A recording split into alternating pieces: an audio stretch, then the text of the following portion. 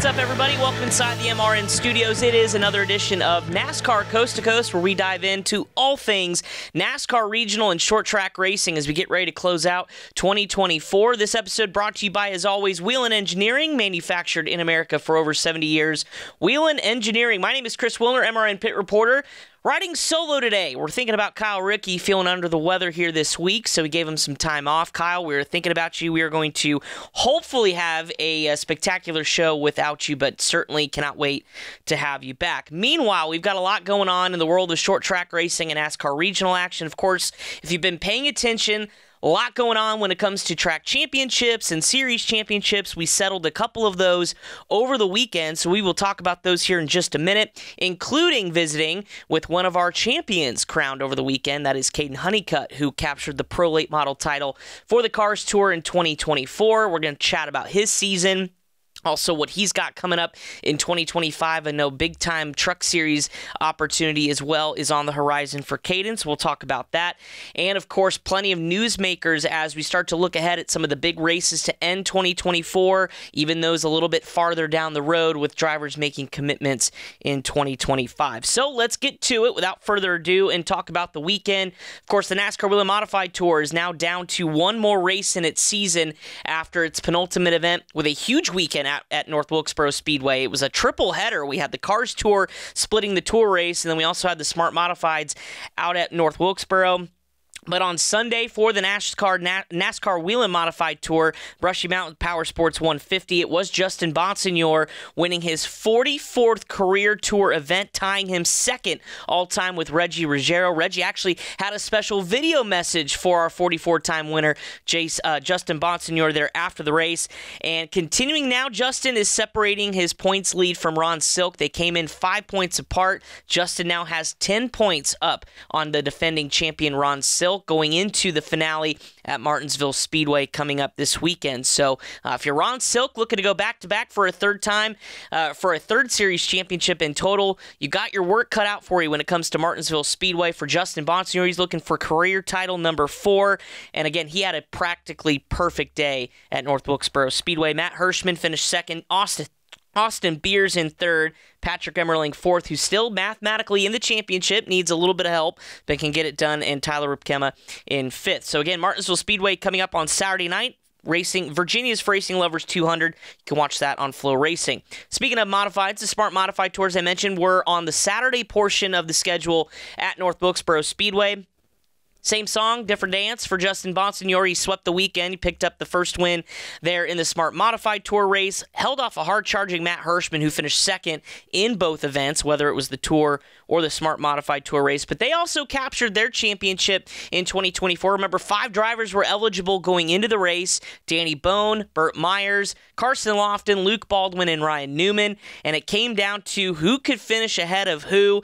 And it was Luke Baldwin who earned his first series championship with the Smart Modified Tour with a third-place finish in that feature event. Carson Lofton was second in the championship, finishing 7th. Ryan Newman 8th. Those are the only drivers out of the 5 in the top 10. Burt Myers had a troubling day, finishing 24th. Danny Bone in 25th. So how about that? Our first championship crowned on the modified schedule, and that is Luke Baldwin with a great third-place finish to cap off the year. Then we had the CARS Tour, wrapping up our big schedule over the weekend at North Wilkesboro Speedway. And, boy, what a race for both the late model stock and the pro late models over the weekend. Brendan Queen captured his first late model stock championship in the CARS Tour by virtue of finishing 5th in the race. So it wasn't a race win. Connor Jones has been red hot. He finishes with back-to-back wins to finish this season, as he won at Tri-County a couple weeks ago and then captured his second win of the season at North Wilkesboro Speedway. But Brendan Butterbean Queen is your champion, finishing 5th, 1 spot behind Connor Hall in the race. Connor Hall was not enough, although he finished 4th in the race. He needed to probably go out and win the race to be the champion. So Queen holds on for the title. 4 wins in 2024 with 12 top 5s, an astounding number for Brendan Queen in 2024 to capture the championship. What a race to cap off their season. Then the Pro Late Models, our guest of the week, Kaden Honeycutt, He went out and won the thing, so left no doubt on the table he was going to win the championship. Of course, he's been racing Spencer Davis for much of the season. Unfortunately, Spencer had an issue and was caught up in a wreck early on in the event. So for Kaden, it was smooth sailing. Went out and won the race to capture the championship, and also putting a bow on Carson Quapple's time in the ZMAX CARS Tour for what is the foreseeable future as he ventures off to the NASCAR Xfinity Series in full-time 2025. The two-time late model stock champion finished runner-up in his final race as a full-time competitor for Junior Motorsports. So congratulations to him on a good run. Congratulations to our two champions, Brendan Butterbean Queen and Kaden Honeycutt. And then some other winners over the weekend. Joey Dorian won the PASS 400. We talked a little bit about that on the preview last week. PASS 400 weekend at Oxford Plains. And that final segment, remember that weekend is very divvied up into different segments, starting with heat races. Well, he was able to capture the championship. And Augie Grill is now a 16-time Show Me the Money Series champ. He also won the Alabama State Asphalt Championship at Montgomery. And it was an emotional victory lane. He revealed to everybody publicly he'd been diagnosed with cancer in June. He's doing well now, but boy, what an emotional win for Augie Grill to get it done here as they begin to wrap up their season. All right, enough of me talking. It is time to visit with our special guest of the week. Of course, you just mentioned it, Kaden Honeycutt winning the Pro Late Model Championship for 2024 in the CARS Tour. We'll visit with him, talk about his season, and much more. That's coming up after the break here on NASCAR Coast to Coast, brought to you by Whelen Engineering. Whelen Engineering, a global leader in the emergency warning industry, designs and manufactures reliable and powerful warning lights, white illumination lighting, sirens, controllers, and warning systems for the automotive, aviation, and mass notification industries worldwide. Whelen products are designed, sourced, and manufactured in America and tested on site to meet the toughest industry standards. Whelen Engineering, manufactured in America for over 70 years. We never left, and we're here to stay.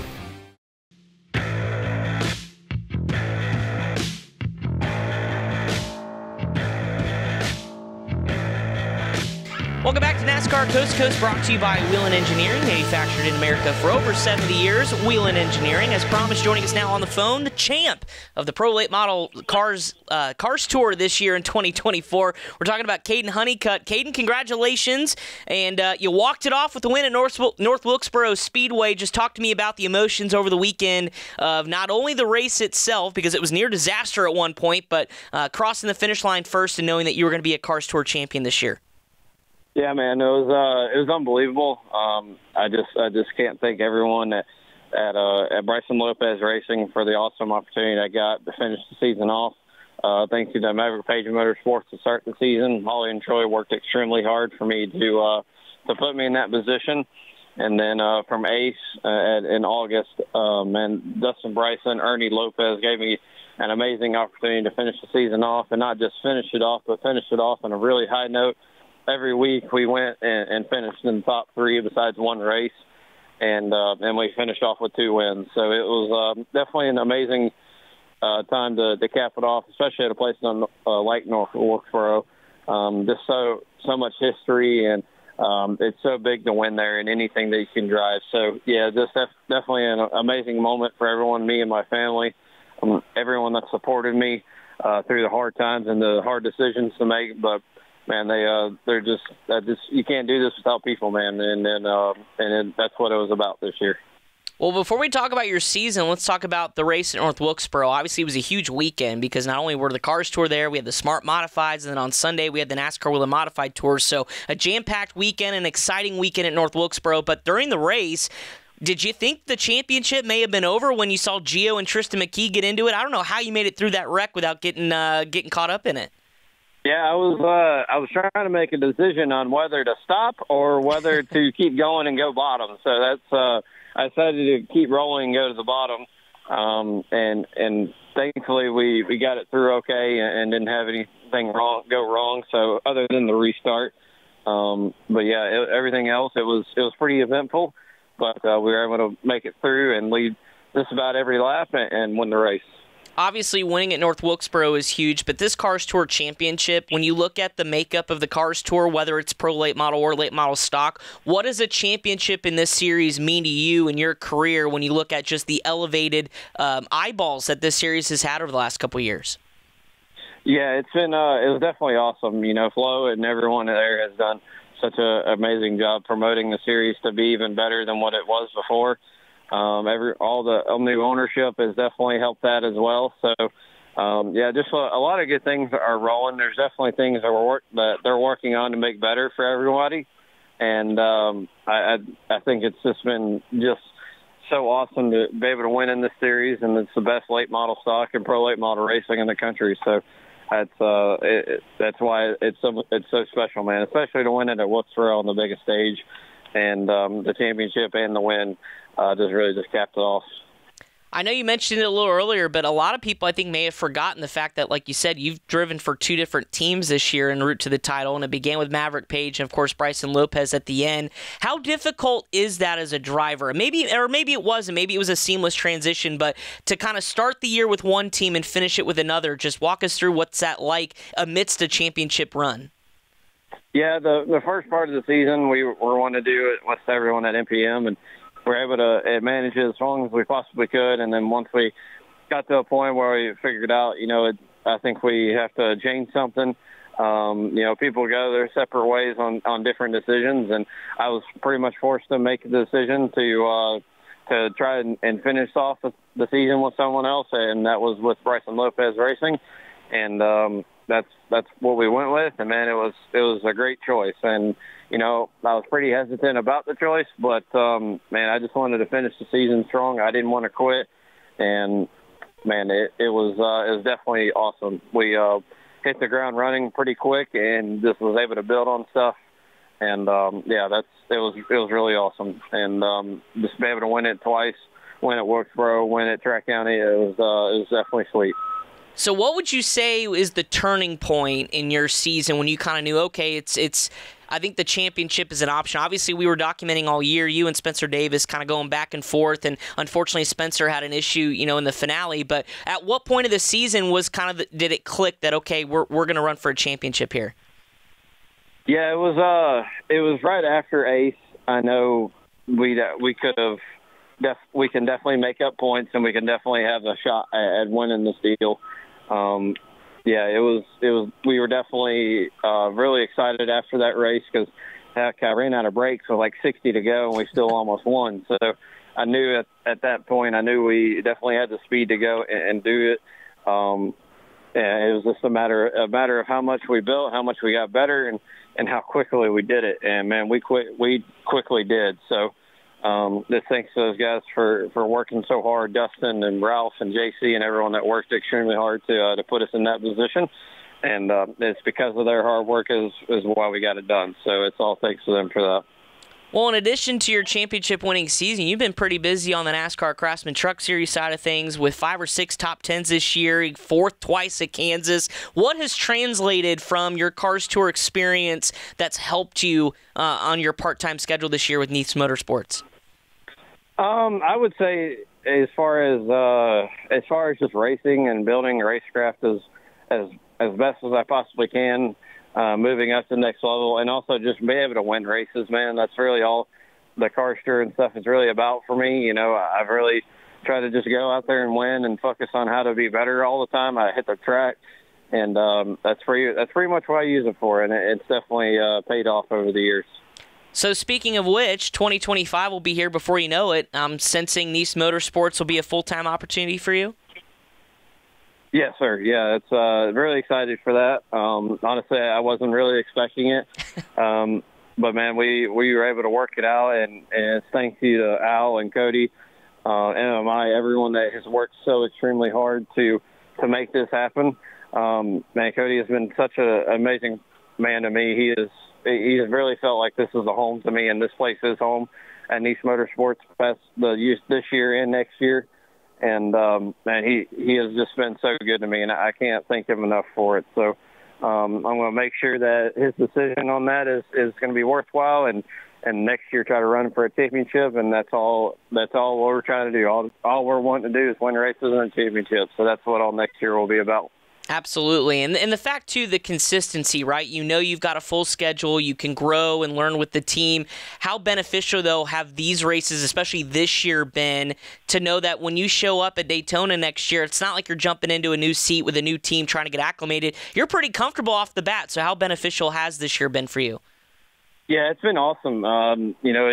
This team has been extremely good with Carson in the past couple of years. So we've had our mishaps on pit road, but we've had 3 solid chances at going to win. And just, when it comes down to the final moments of it, we just didn't have the things go we needed to. But, man, we've had speed every week. I've been really happy for that. I think we're going to continue to get better, and we're going to go to Homestead this weekend.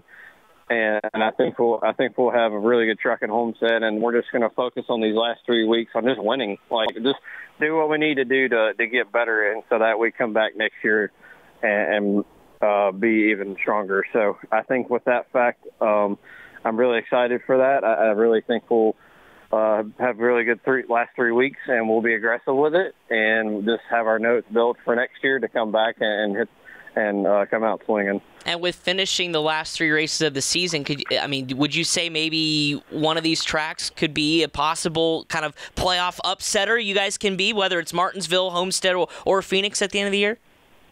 Yeah, I definitely think Homestead is definitely the one that stands out the most. I've had my 3 best career finishes in a row. I've gone to Phoenix in the top 10, so I know Phoenix will definitely be a good one for us. And, Martinsville, I really can't say that we will be a hot contender at Martinsville just because of all the carnage that's going to ensue there, so I can't really predict much. But I can predict that definitely Homestead will have a really good truck and a shot at winning for sure. I know that. And I think Phoenix will definitely be in the mix for that as well. Well, we're so happy for you. Congratulations not only on the Pro Late Model Championship, but all the success in the trucks and moving forward. But I do have to ask you, a lot of these guys, they move on to they get their opportunity at the next level. Will you still want to try some late model racing, whether it be later this year or even into next year with your full-time truck commitment? Yeah, I will definitely be running some pro and super late model stuff for Bryson Lopez Racing. As far as right now, that's what we have planned. So on the off weeks, I'll be going and doing the big super races with them and pro stuff with them. And we'll definitely be doing something no matter what. All right, well, good. 2025 going to keep you busy. That's awesome. Kaden, congratulations again on all the success, and we'll catch up with you. I know I'll probably see you at Martinsville and Phoenix, but best of luck the rest of the way.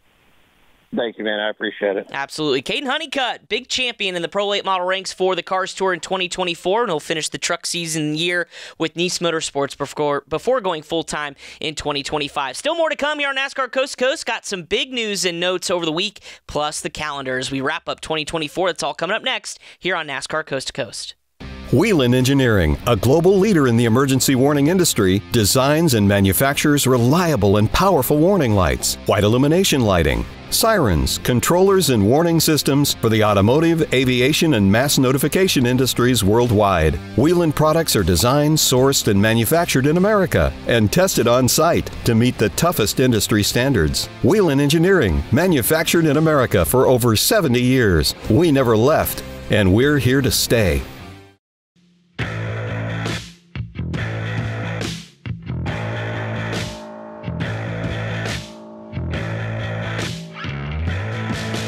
Welcome back to NASCAR Coast to Coast, brought to you by Whelen Engineering. Appreciate Kaden Honeycutt joining us on the show, and congratulations again to him on the championship. And boy, it's going to springboard him into 2025 for sure when he goes NASCAR Truck Series racing next year for Nice Motorsports. All right, we had a lot of news in the calendar. If you've missed it on social media or amongst the different channels over the week, we'll catch you up on all that is happening, beginning with William Sawalich, who's going to go NASCAR Xfinity Series racing beginning in 2025, a full-time schedule for Joe Gibbs Racing. Again, don't forget, he won now back-to-back ARCA East championships. He's a multi-time winner in the ARCA Menard Series platform before even running a full-time season. But Joe Gibbs giving him the call up to the Xfinity Series ride next year in the number 18 Toyota GR Supra. And again, he's also making his series debut coming up this weekend at Homestead Miami Speedway. So we'll get a first little taste for William Sawalich making the jump to Xfinity this weekend before he goes full-time in 2025. Frankie Muniz also inking a deal next year. Of course, we had remembered Frankie, many of us, from our childhood watching Malcolm in the Middle, but of course has a pretty stout racing career beginning way back in 2004, and of course culminating last year running the full ARCA schedule. where he finished 5th in the points. He ran a part-time schedule this year, also making some truck and Xfinity starts. Well, he's going to make his first-time NASCAR National Full-Time Series campaign next year in 2025, inking a deal with Raymond Brothers Racing in the NASCAR Craftsman Truck Series. He'll drive the number 33 machine again next year full-time for Frankie Muniz. And then not making news to run full-time, but another big-time newsmaker is Dale Jr. in the late model stock campaign. Of course, we expect Dale Jr. to make another start in the South Carolina 400 coming up the end of November, but he's going to do so with his old friends at Budweiser. Remember that iconic number 8 Budweiser Chevrolet he ran from like 1999 to 2007, 2008? Well, he's bringing it back on the late model stock to run at the South Carolina 400 November 23rd. First time again in 17 years that paint scheme has been run in a race, and boy, it's going to be exciting. Really cool video he put out on social media. Go check it out if you missed it. But Dale Jr. going to be back in Budweiser colors, and boy, the nostalgia will be real when that race happens at Florence, November 23rd.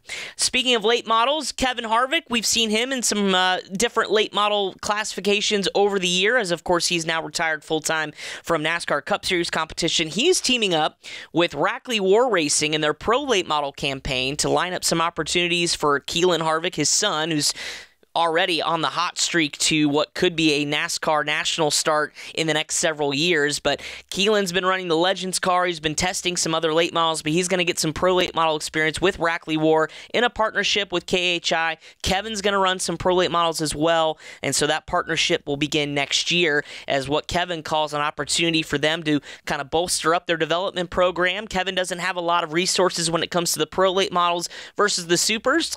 So it's an opportunity for them to partner with Rackley War, who's, of course, been a mainstay in that racing for some time. And speaking of Rackley, they made an announcement, too, that Dawson Sutton, who's been running their Pro Late model and some of their super programs as well, he's going to run their full Truck Series schedule in that number 25 Chevy Silverado beginning next year.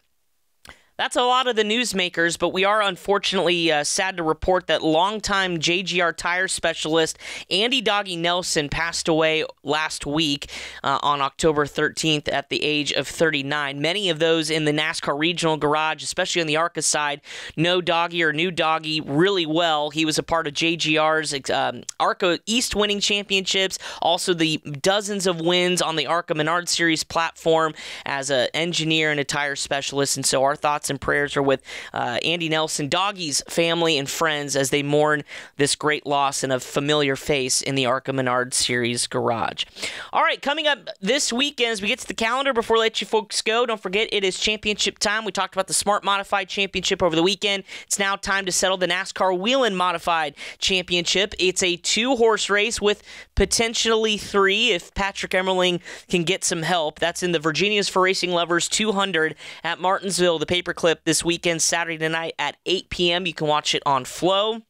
Again, Justin Bonsignor going for his 4th Whelen Modified Tour Series championship, has a 10-point lead over defending and 2-time series champ Ron Silk. Ron Silk has to finish a win, and Justin Bonsignor has to be outside the top 5. If Justin Bonsignor can finish 4th or better, does not matter what Ron Silk does, he will be the champion. Ryan Newman's going to be in the field as well with a start with John Michael Shent Racing. By the way, really cool story. John Michael was a fan of Ryan Newman back in the day. He used to seek out his autograph, actually emailed or sent in a card to Penske Racing way back in the day asking for Ryan's autograph. Ryan complied, and so here we are some 15, 20 years later, and John Michael's got a car. He's got his own motorsports organization with 82 Autosports, and kind of shot in the dark, said, hey, Ryan, we'd love you to run our car, and now they've kind of come full circle. So he's going to be a car owner for Ryan Newman in this one-off opportunity at Martinsville. Actually, Tim Connolly was the one who helped set up that deal. So really cool for Ryan to be in the field. Luke Baldwin, Trevor, and Tommy Catalano are going to be in the field as well as Bobby Labonte, and, of course, Matt Hirschman trying to play spoiler in the championship. Patrick Emmerling, we mentioned, needs help. He needs to win and needs Justin Bonsignor to finish 20th or worse. So again, anything can happen at Martinsville. Everybody racing for that grandfather clock, but at the same time, it looks like it's going to be a 2-horse race. A really good championship to conclude a really good season for the NASCAR Whelen Modified Tour again Saturday night at 8 p.m. The ARCA West penultimate race of its season, way out west at Kevin Harvick's Kern County Raceway, will be Saturday night, 11 p.m. It's the Napa Auto Parts 150 presented by West Coast Stock Car Motorsports Hall of Fame. Cole Raz coming in coming into his home track. He won the last event there, but he's on a 2-race win streak, looking to play spoiler, not in the championship hunt. That is belonging to Sean Hingarani and Tyler Reif. Both of those drivers separated by just 5 points coming into this second to last event. So the ARCA West Championship coming down to the wire. And again, Cole Raz won this race lap back in the spring by 58 hundredths of a second over Trevor Huddleston. So I would expect this one to be really tight as well. So again, that is 11 p.m. on Saturday night, the ARCA West penultimate race of its season. Well, that does it for a lot of the races coming up on the calendar. Don't forget, Motor Racing Network is back on the air this weekend. It is Straight Talk Wireless 400 weekend at Homestead Miami Speedway, and Straight Talk Wireless 400 Race Week is brought to you by Straight Talk Wireless, the official partner of NASCAR. Fans of Fast can get real unlimited data on reliable 5G with no contracts or hidden fees now at Walmart. StraightTalkWireless.com as well. Straight Talk Wireless, less dollars, more sense. And as I mentioned, MRN is on the air beginning Saturday morning, bright and early, 9 a.m. Have some coffee and race cars with NASCAR pole qualifying on the Motor Racing Network, followed by the Baptist Health 200 for the NASCAR Craftsman Truck Series as they begin to figure out who's in their championship four. We already have one, Grant Enfinger. We'll see who can fill out the next couple of spots. That's at 11:30 a.m. on Saturday, all followed by a little afternoon delight with the Credit One NASCAR Amex Credit Card 300 for the NASCAR Xfinity round number 2 of the round of 8. And then it all leads into Sunday. NASCAR Live Race Day gets you